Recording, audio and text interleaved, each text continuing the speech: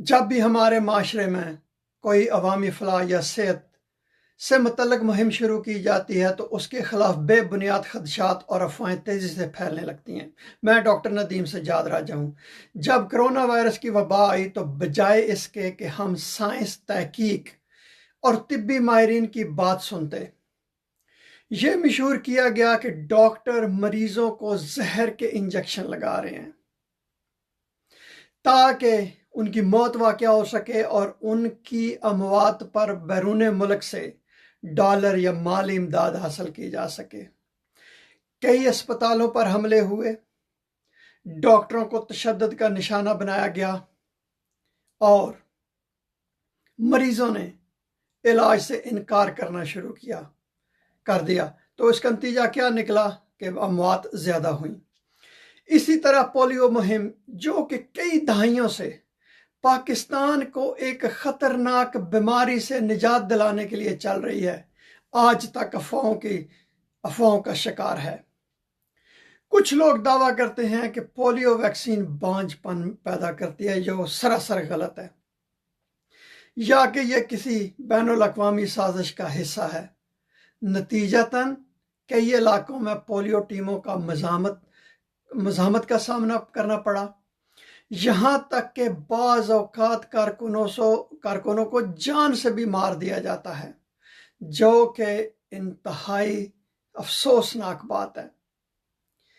اب جب HPV human papilloma virus vaccine جو کہ لڑکیوں کو سروائیکل کینسر جیسے مہلک مرض سے بچانے کے لیے ہے، اس کا آغاز کیا گیا ہے، تو ایک بار پھر سوشل میڈیا پر ہماری کمیونٹی میں غلط معلومات کا طوفان برپا ہے۔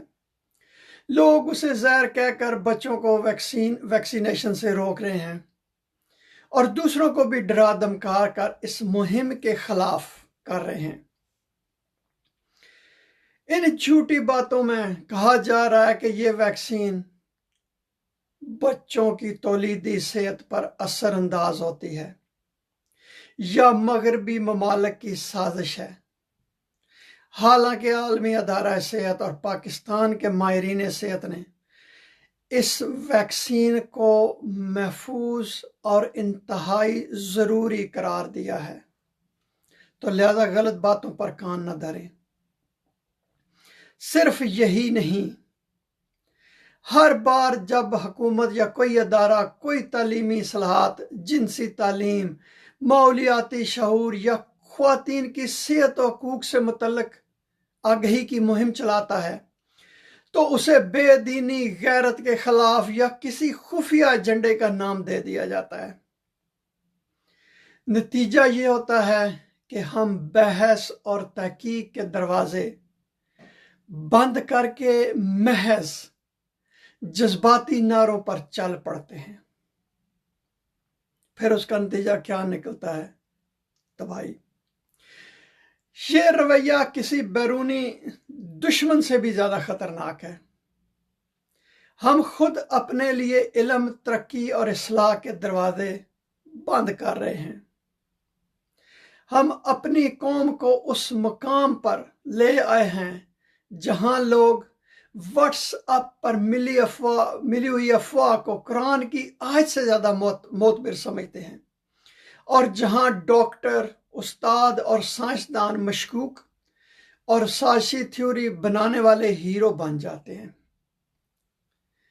ہمیں یہ سوچنا ہوگا کہ اگر ہم ہر اچھی چیز کو سازش سمجھ کر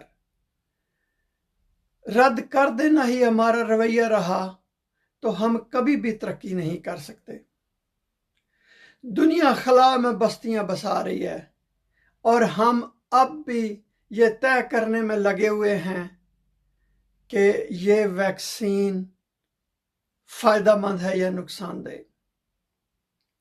ضرورت اس امر کی ہے کہ ریاست اور معاشرہ مل کر ذہنی علمی انحطاط کا مقابلہ کریں اور سوشل میڈیا پر جھوٹی معلومات پھیلانے والوں کے خلاف کارروائی کی جائے۔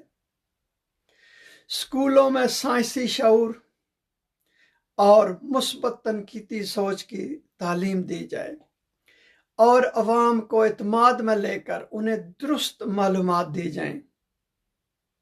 میڈیا کو بھی چاہیے کہ سنسنی پھیلانے کی بجائے تحقیق اور سچ پر مبنی صحافت کرے۔